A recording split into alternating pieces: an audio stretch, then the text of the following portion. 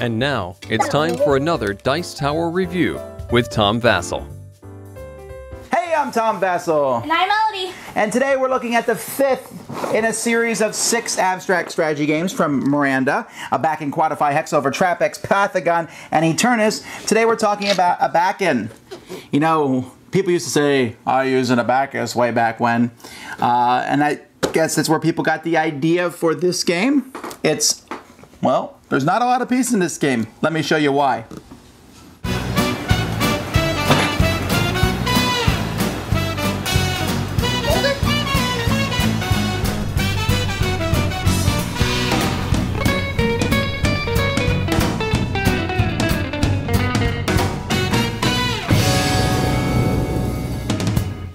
The game is played upright, but just so we can actually see it, I'm going to take it out of the base and lay it down so that we can see how the game is played. What you're going to do, this is basically a one-piece game, and you're going to take the abacus here and you're going to move all the pieces so they're at one side. And then you and the other person are going to take turns. And what you can do on your turn is you can slide 1, 2, or 3 balls from one side to the other. So I can do that for my opening move.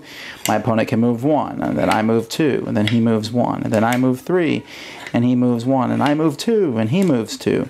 I move 1. He moves 3. I move 1. He moves 1. I move 2. He moves 1. And then I have to move the last one over, which means I lose. And that's basically the way the game is. If you force the other person to move the last one over, then they lose. Let's say we're down to 1 row. I move 3. He moves 3. Then I move 2, and he has to move the last one over. So there's different ways that it can end, but basically, essentially what you're trying to do is try to move them over so that your opponent has to move the last one over, and they lose, and you win! Hoorah! Here's what we're going to do with this, as we did with the other reviews in this series. We're going to show them, and we're going to rank this 1 to 6 based on in this series, which one was our favorite or not. I'm going to start out with this one. This was my 3rd favorite of the 6 in the top 50%. Yes, it's one piece, and yes, I played a game similar to this on paper and pencil before, and I'm pretty sure there's a way that you could solve this if you want to, but still, it's just light fun. At the beginning, you're moving them, not really thinking, I don't know which ones to move. I don't know what's going on. Once you get to the end, it gets much more tense, and you think about your moves more. But I'm sure the beginning moves actually do matter, and I'm sure there's someone who's going to say, well, you should always move 3 on the first turn or something. But as it is, I don't know that, so this game is still enjoyable, and it looks really cool. This is another one that would look good on a coffee table. So for me, this is number 3 out of 6. And Melody, what number is it for you? This is my 5th out of the 6. Oh, terrible. But I still like the game because I like moving the things around and remind me of the old calculator, something like that.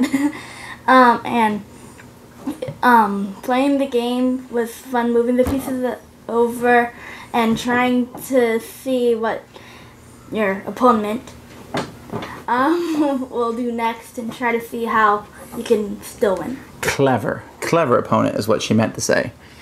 Alright, so that's Abacan. Thanks so much for watching the Dice Tower videos. Find more great videos and reviews, as well as our top-rated audio podcast at Dicetower.com. You can also find the latest board game news at Dicetowernews.com. I'm Eric Summerer, and you've been watching The Dice Tower. The Dice Tower is sponsored by Fun Again Games, the world's best game source. Fun Again Games has over 5,000 games available. Check them out at funagain.com.